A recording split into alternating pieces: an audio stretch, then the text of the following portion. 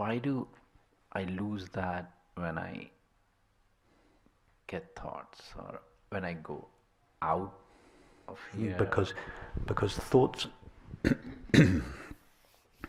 if we use the analogy of awareness like a transparent screen, a screen without borders and not made of anything apart from pure knowing, and thoughts are like a movie that appear on that screen, like your movie appears on your TV, and in the same way that the movie seems to obscure the TV screen, so our thoughts seem to obscure the presence of awareness. Now, why does a movie seem to obscure the screen? When you're watching a thriller, why do you seem to cease seeing the screen and become afraid? It's because we become fascinated by the content of the movie, and in that moment we become involved with the movie, and we seem to cease seeing the screen. In fact, we never cease seeing the screen, because all there is to the movie is the screen, but we seem to cease seeing the screen. It's exactly the same thing. We become seduced by our thoughts and feelings, sensations, perceptions. And as a result of this exclusive fascination with them, the screen of awareness upon which our thoughts are playing seems to be obscured by them, but is never really obscured. Right now, this experience, this perception of this room, it is appearing, yes? This room appears to you. What is it appearing on or in? Anything that appears must appear in something. What is the perception of this room appearing in? Awareness. In exactly the same way that a movie appears on a screen. The awareness is not veiled by the perception of this room. It is shining in the perception of this room. But it's only because we give reality to the objects. And by giving reality to the objects, we deny the presence of awareness. It's like when we're watching a movie, we give reality to the landscape. We think it's a real landscape. At the moment we believe it's a real landscape, we seem to cease seeing the screen. We deny the presence of the screen. It's not that the screen is missing. In fact, we're always only seeing the screen. It is the belief that the landscape is real.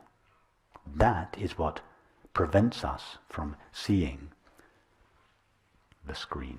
It is our belief that all of these objects are real in their own right. I'm not suggesting that experience is not real. It is real. But it is in giving credibility, separate existence to all these objects. It is that belief that obscures awareness, which is actually shining in all experience.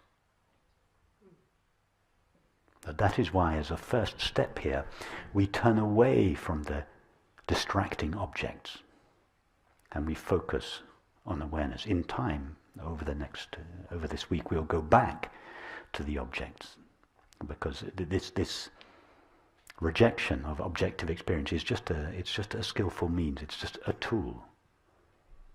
But at some stage we have to go back to experience and look at it again from the point of view of awareness. So we'll go there later.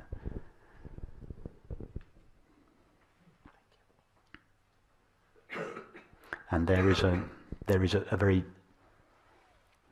deep habit in each of us, due to our conditioning, of allowing thoughts, images, feelings, sensations and perceptions to obscure awareness. It has become our norm. Most people go through their entire lives without even noticing there is something that knows my experience. Can you imagine spending your life watching movies all day long and never noticing something called the screen?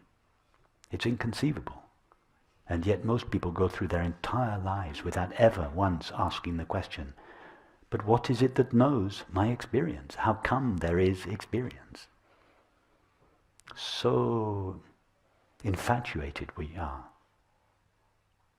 through our cultural conditioning with the content of experience, rather than the nature of experience. So it's a habit, and this habit doesn't just disappear when we first hear once about awareness. The habit is so strong that the mind goes back again and again and again to the objects, and that is why in this teaching we go back again to counter that habit. We go back to awareness again and again and again, and all these different pathways are provided in the teaching so that the mind becomes accustomed to going back again and again and again to the subject of experience. That's why I think I said sometimes last night, for those of you that have been to the retreats before and asked this question, don't feel that this is a question just to be asked once. You ask yourself again and again and again and again. What is it that knows or is aware of my experience? To begin with, we ask the question, and it may take some time to, as it were, walk our way backwards to awareness. But the more familiar we are with the question, the less and less time it takes. And in the end, we don't even need to formulate the question.